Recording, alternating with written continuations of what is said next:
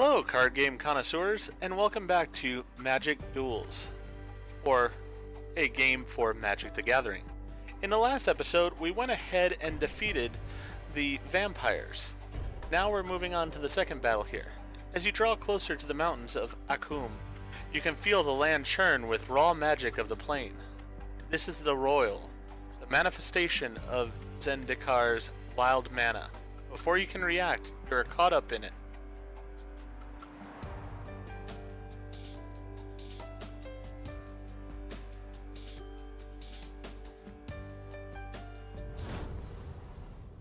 Okay.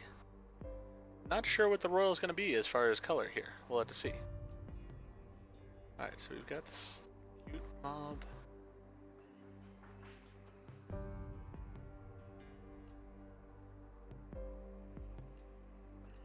Alright, I'm going to keep this hand. Why not? I get to go first. I'm going to go ahead and put that card out. So it's a 1/1 creature, but if I control, I think it's 5 lands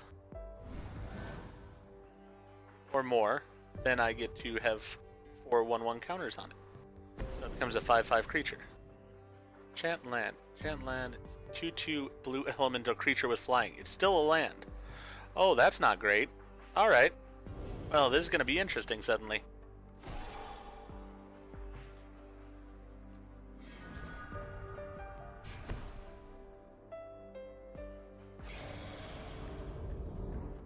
Alright, I'm not going to attack. As before, I do want to get my larger creatures out. He may attack because he's got this flying land. But the problem is then he's going to have to use his... Oh, so he's got flying creatures overall.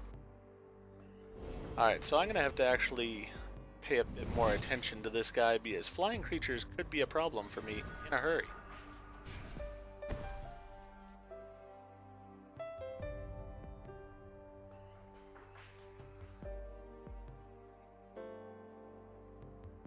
Alright, so this will give me more land, which is a good thing. So... just go with 2 of the lands here.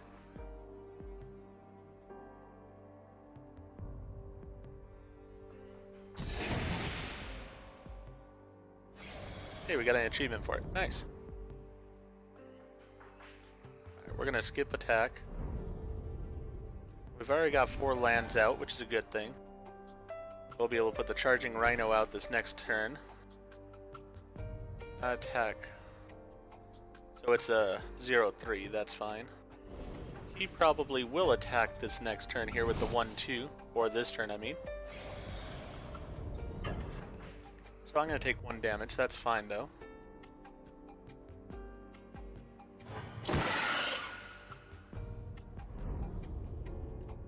Because now I'm about to get into my bigger creatures.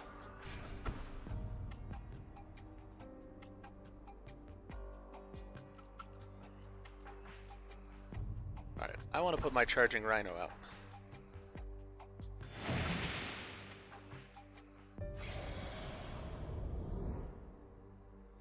Alright, I'm going to skip attack this turn, but probably will start attacking this next turn.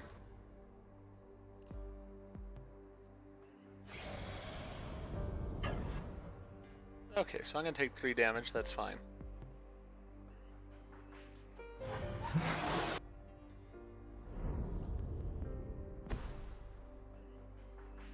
And he's going to put another bird out.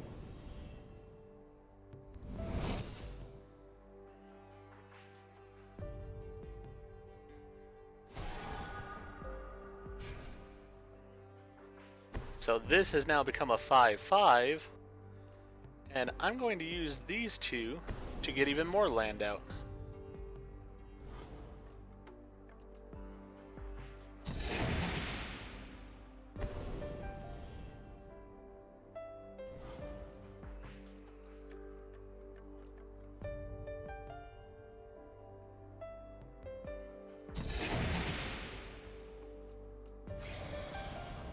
Alright. And now I'm going to attack with both of my creatures. He would be wise to block because that's 9 damage in 1 attack, so he really has to.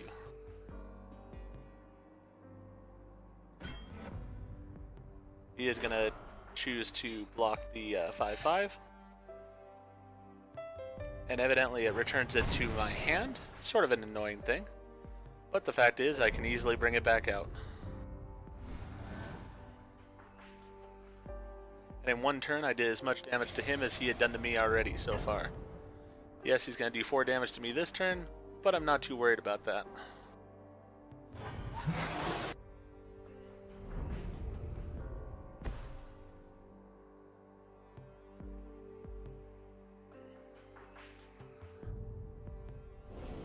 Alright, so he's got a 4/4 flying tsunami. Interesting. Now, I'm going to go ahead and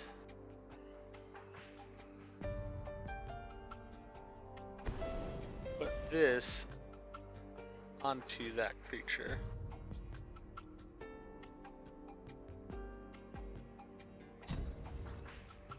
And then fight his tsunami. That will take care of it. We'll put out my invoker as well. I didn't mean to skip the attack there, that was my mistake. I had meant to attack, I thought I was going to be hitting all attack. But oh well. Alright, so I'm going to take some damage there. That's sort of, as I said, my own fault.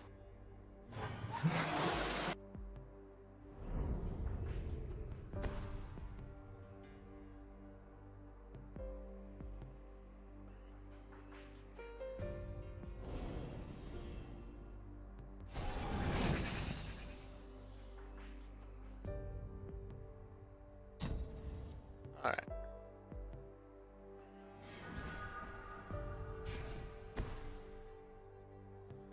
So let's go ahead and activate the ability.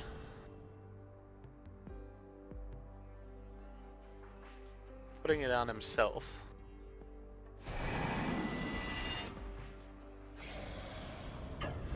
We'll attack with all.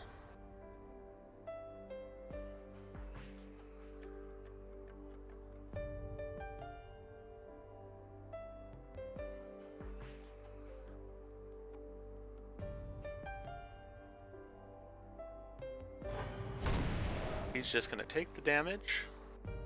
Interesting.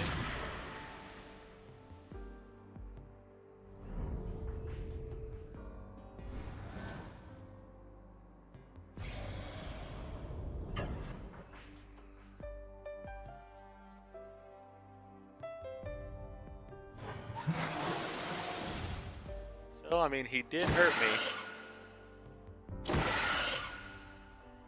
He brought me down to 4.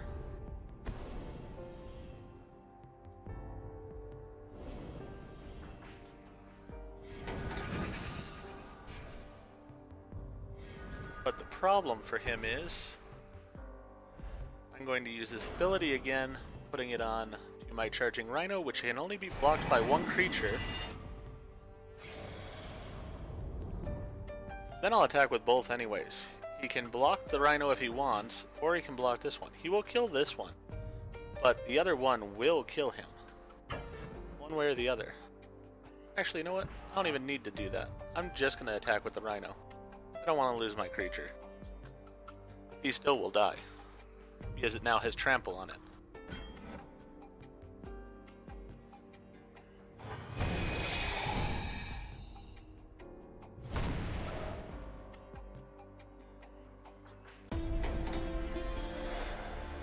Wasn't exactly pretty because of the flying ability of his creatures, but it worked out alright.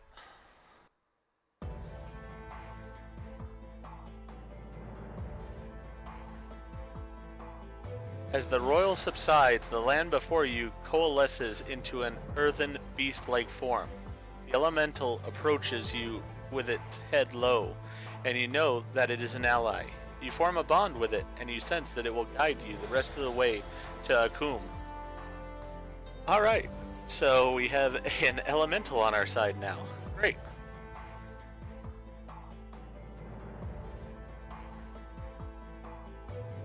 So that didn't take too long, so I think I'll do one more battle still in this video. So let's jump into the next one.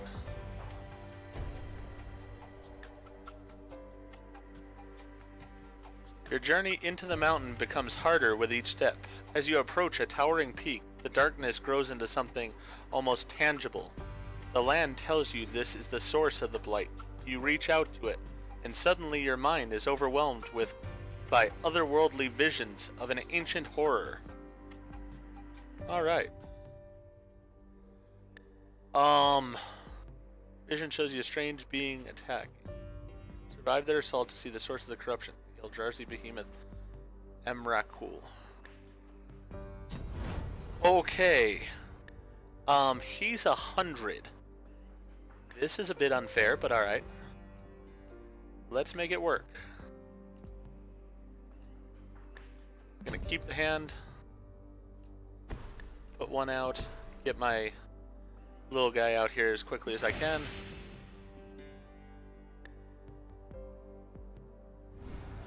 See what he's all about here. He doesn't have a creature that turn, so that's a good thing for me. I don't have a creature that turn either, so let's go ahead and attack with my creature that I do have, because we have a lot of life to take out of him. Hey, he's down to 99. What do you know? I mean, I've said my creatures are big, but this is a bit on the ridiculous side. 2/2 creature. A nest invader enters the battlefield. 0/1 colorless drowsy spawn creature. Battlefield. That's your mana pool. Alright, so it's a 2/2 creature is all it is. I can deal with that.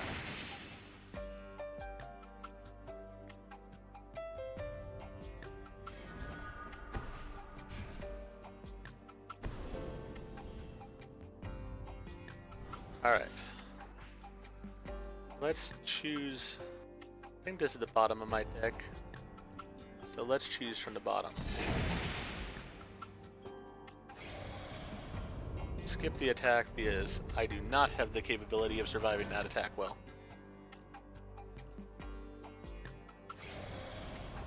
He'll probably attack, that's fine. I'll take the 2 damage. Skip the blocking. I want that creature alive.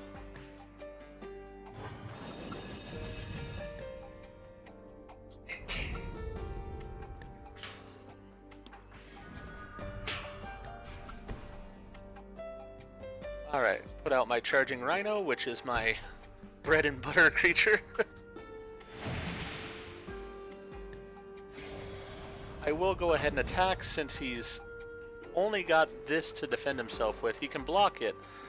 You know what? I don't want to risk it because it's going to become a 5/5 next turn. And I don't want to possibly endanger that. So I'm going to not because I don't really know what he's capable of.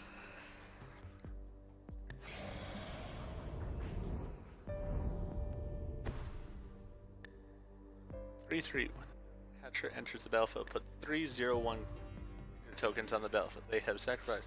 So you can get mana from them. It's got a lot of mana. Sort of interesting.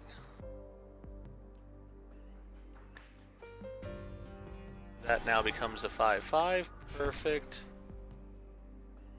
Then they're charging Rhino out here. Nothing he has can stop a charging Rhino, so I'm not worried about that.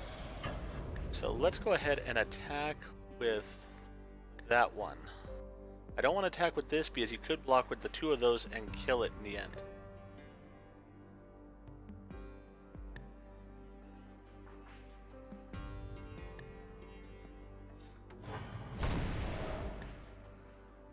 He'll take 4 damage. Interesting.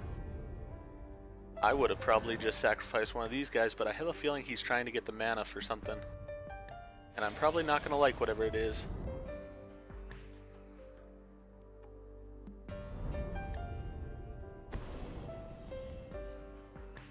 Deals 4 damage to target creature.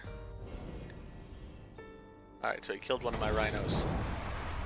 That's fine. Library for basic land. Alright.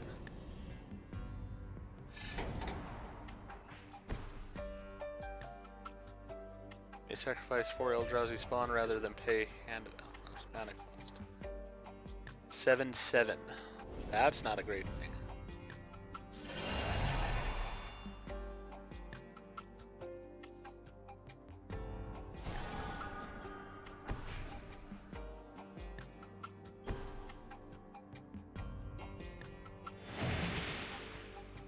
but he just became a 9/9. Does he get that every single time? I did not realize that. That's huge, actually. Let's go ahead and skip the attack.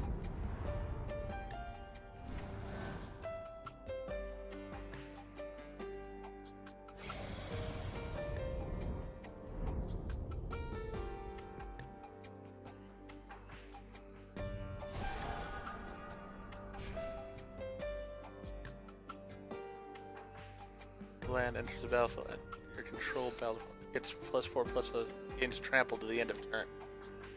All right. That's cool.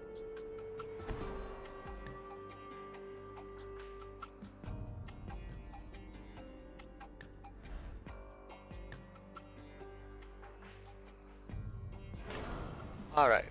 So I want to use this ability on him. And then I'm going to attack with only him, because he can only be blocked by one creature. Even his biggest one really can't stop it. And I have my monster here that's just getting stronger every single turn, so why not?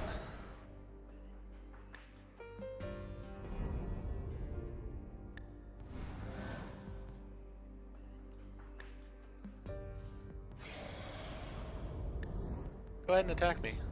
Go for it. Unless you have flying, you're in a lot of trouble, buddy.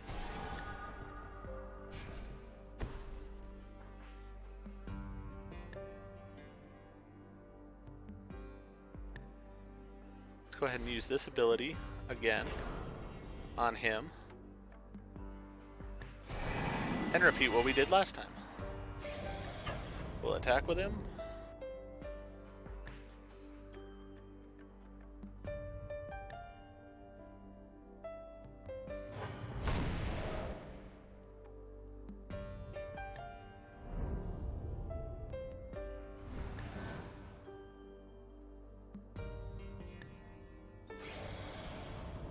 He's getting more land, but as I said, unless he has something flying, he's in a lot of trouble.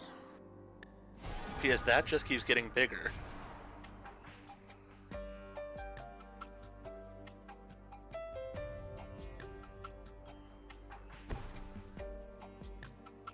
I'm just going to keep using this ability on him and keep attacking with him. He's going to have to, at a point, decide to defend against him or get himself killed.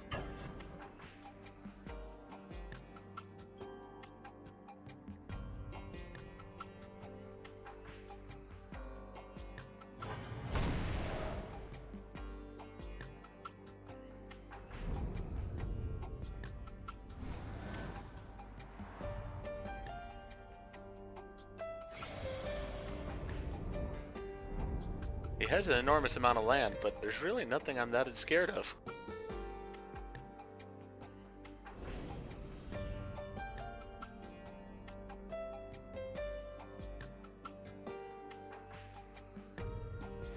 Because that just keeps getting bigger.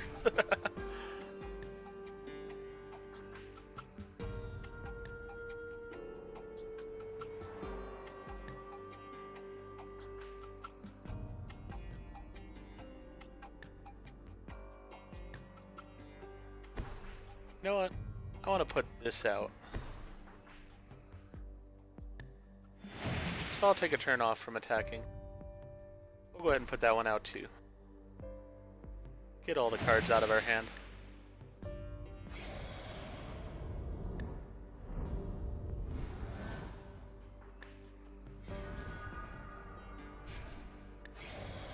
I had just not realized how formidable this mob was. So it's definitely something that I love having.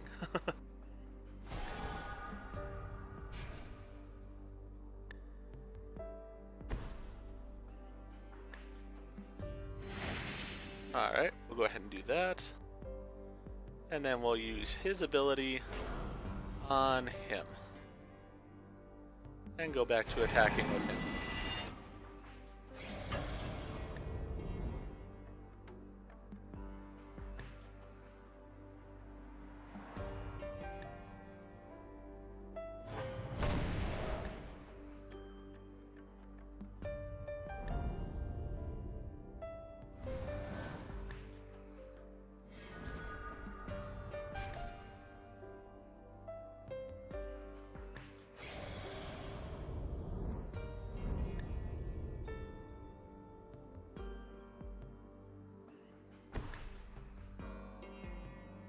3-3. Yep, that's fine. Nothing at all scary. Really, this is his biggest guy, and he just doesn't do much.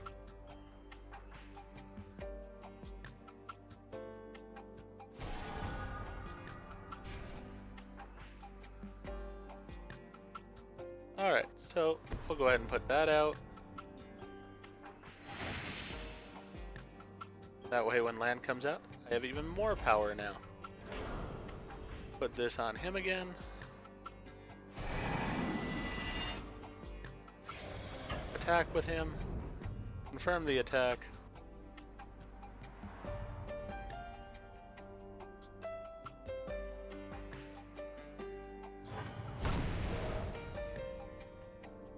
And we've taken him down to half his life already.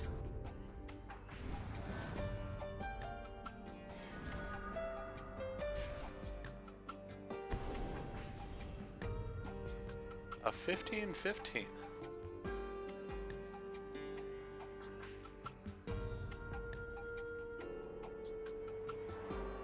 Interesting. I mean, it's bad, there's no question about it. And it is flying, so I do have to worry about it.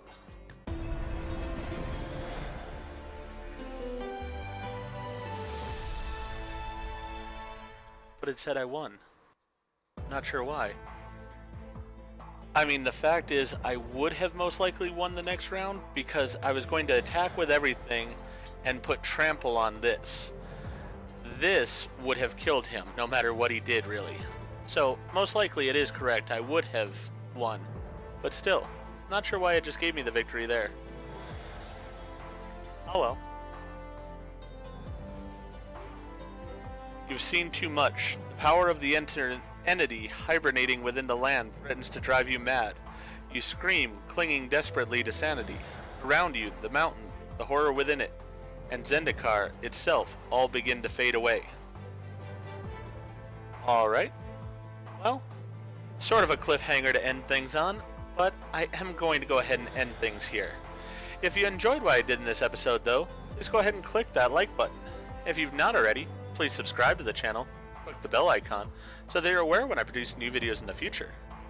Thank you, and I hope to see you again for more Magic the Gathering.